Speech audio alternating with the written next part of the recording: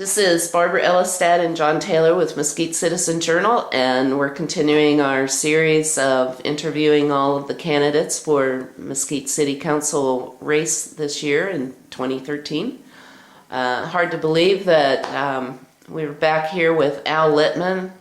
We did this 2 years ago when you were running the first time for City Council. So what we're going to do is kind of start out with a little bit of an introduction, and then we'll get into the questions and issues. So kind of give us some of your background, how long you've been in Mesquite, some of your other background experience.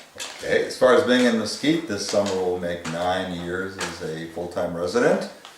We purchased property a year prior to moving here, so technically going on 10 years in Mesquite. Okay. As far as my background goes, it's varied. I've worked as a psychotherapist in private practice, primarily with children.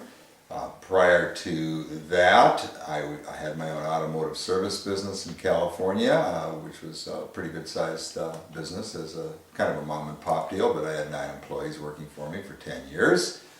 Prior to that, I was in public education, both on the high school level and the university level, and that pretty much covers my background. Prior to that, of course, the military. Yeah. Here I am in Mesquite. I thought I'd be retired in Mesquite, but it didn't work that way. And full-time on the council. All right. Okay, let's start out with some questions. Obviously, the City Council does not have control over Overton Power District.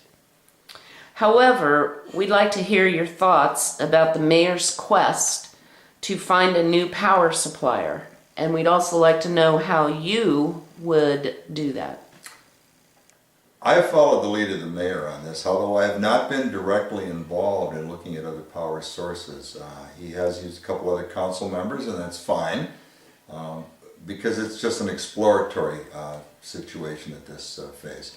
No, we don't have any power over Overton Power, but we can look at other sources of power that might be more suitable. And of course, the main thing is that they've got to come in at less expense. Otherwise, we're accomplishing absolutely nothing other than arguing with a power company.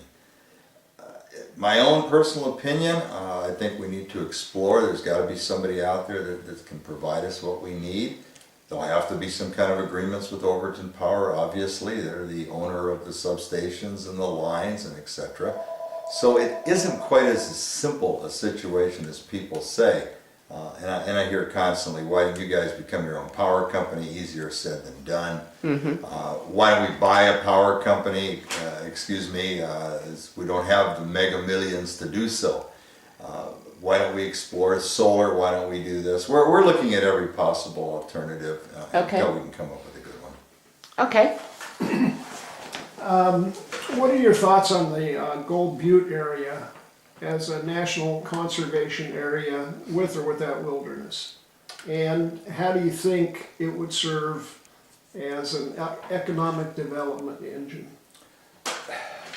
This is one of the questions where a certain segment of the population is going to upset no matter what answer I give you. However, I'm almost of the opinion right now that we should leave it alone.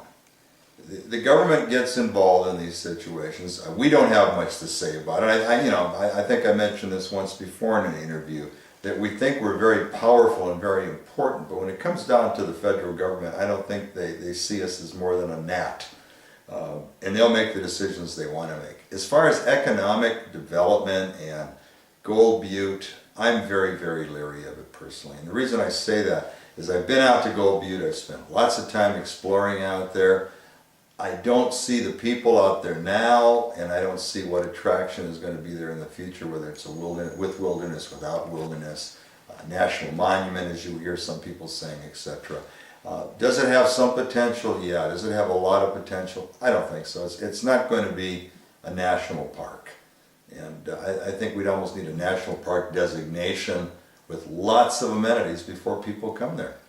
And I was out there once in the summertime, and you know the expression, mad dogs and Englishmen in the noonday sun, it was ridiculous. So They're not flocking here from Europe to go climbing around in there at 120 degrees. Okay.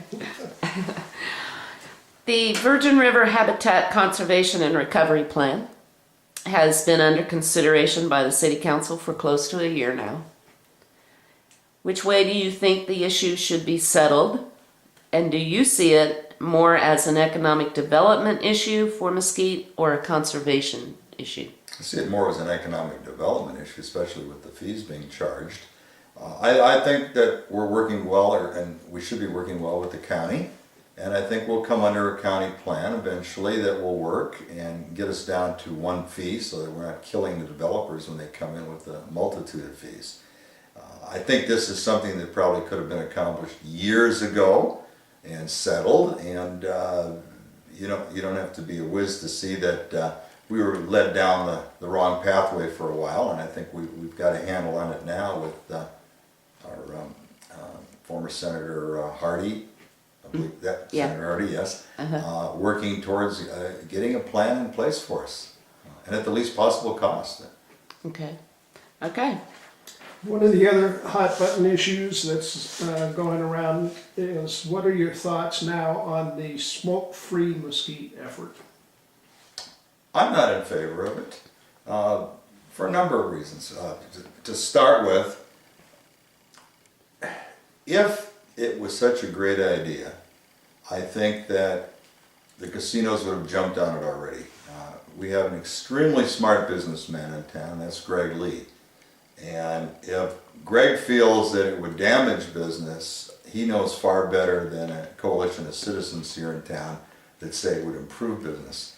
And we can't take a risk to start with to eliminate something like smoking in the casinos. And I'm not a smoker, by the way, so I'm partial one way. I don't care. As far as going into a casino, whether it's smoky or not, I don't spend a lot of time there. But I don't think it's good business sense.